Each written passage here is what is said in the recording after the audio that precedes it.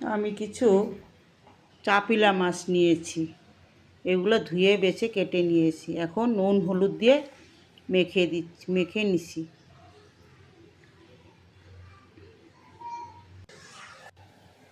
এখন মূলোর ডাঁড়াগুলো দিয়ে নিচ্ছি, ওগুলো মাছগুলো এখন ভেজে নেব।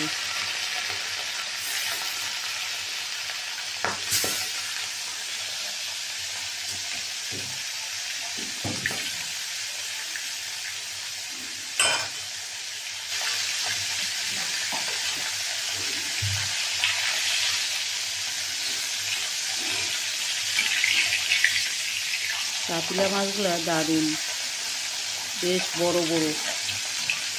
এগুলো হলো নদীর মাছ।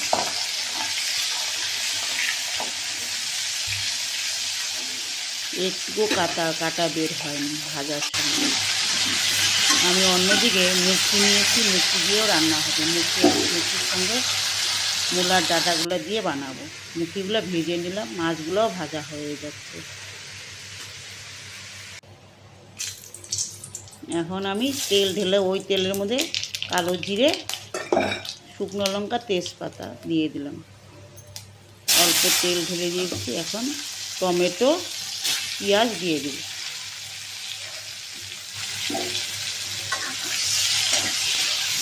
এটা ভাজা ভেজে হয়ে যাওয়ার পরে আমি একটু বেগুন আর মূলোর ডাঁটাগুলো নিয়েছি। এখন তো মূলো হয় না, ডাঁটাগুলো ওই অল্প অল্প ডাঁটাগুলো নিয়ে নিয়েছি আর কিছুটা শাক বের করে নিয়েছি।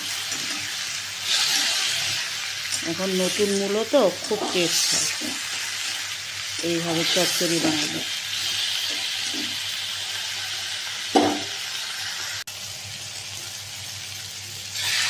এখন ভাজি হয়ে গেছে। আমি ভাজি মুখিগুলো ঢেলে দিলাম। এখন মশলাও দিয়ে দেবো। কাঁচা লঙ্কা, আদা, জিরে, ধনে, কাঁচা লঙ্কা দিয়ে রান্নাটা হয় আমার।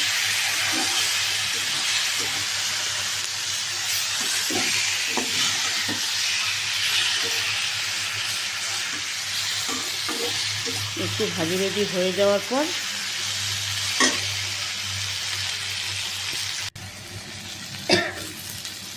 আমি জল ঢেলে দেব।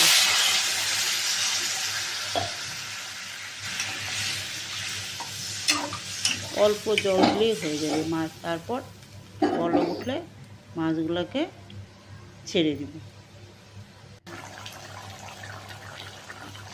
এটা দিয়ে মাছটা দিয়ে বেশি ফোটাতে হয় না।